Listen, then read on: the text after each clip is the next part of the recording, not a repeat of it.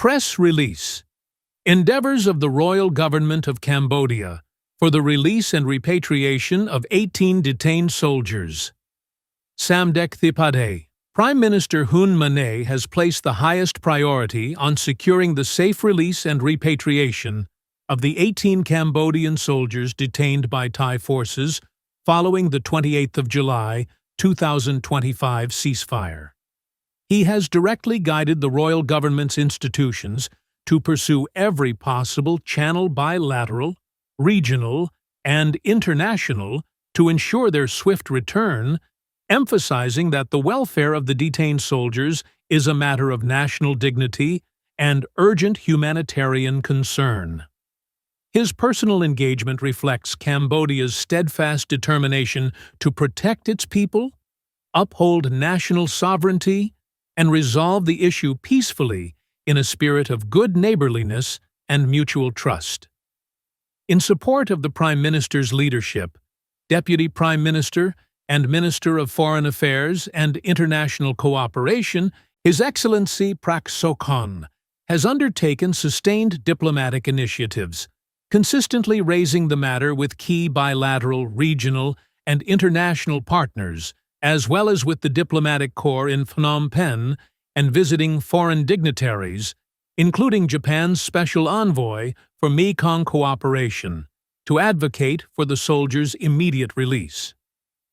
Acting under his instructions, the Ministry of Foreign Affairs and International Cooperation has intensified these efforts by issuing note verbals, organizing diplomatic briefing engaging with ASEAN mechanisms, and maintaining close coordination with friendly countries and international organizations. These endeavors underscore Cambodia's commitment to defending the rights of its nationals, promoting de-escalation, and upholding international humanitarian principles. The Ministry of National Defense has actively coordinated with its Thai counterpart through the existing bilateral military mechanisms to press for the safe return of the 18 detained soldiers, while simultaneously ensuring strict adherence to the ceasefire on Cambodia's side. Complementing this, the Cambodian Human Rights Committee has engaged with regional and international human rights bodies to highlight the humanitarian dimension of the case, emphasizing the rights and dignity of the detained soldiers and calling for full respect of international humanitarian and human rights law.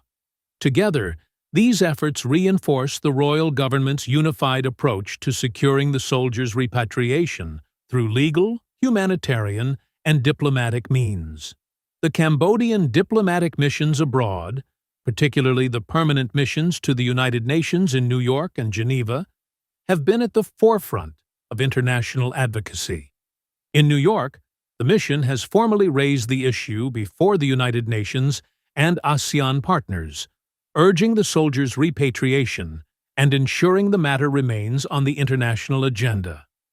In Geneva, the mission has actively mobilized humanitarian and human rights institutions, including the ICRC and OHCHR, to monitor detention conditions and press for compliance with the Geneva Conventions. Cambodia approaches the ICRC in good faith, seeking humanitarian protection, not political confrontation. Its urgent priorities are clear. Prisoners of war must be granted access, monitoring and repatriation.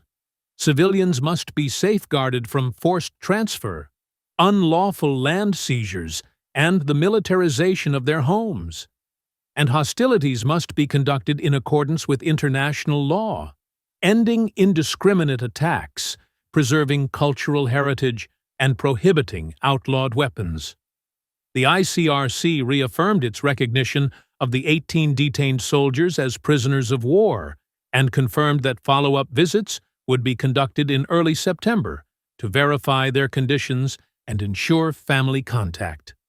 The ICRC committed to working closely with Cambodian authorities to conduct field assessments, monitor humanitarian conditions, and address concerns related to displaced civilians and the alleged use of prohibited weapons, in line with the ICRC's neutral mandate. Phnom Penh, 7 September 2025.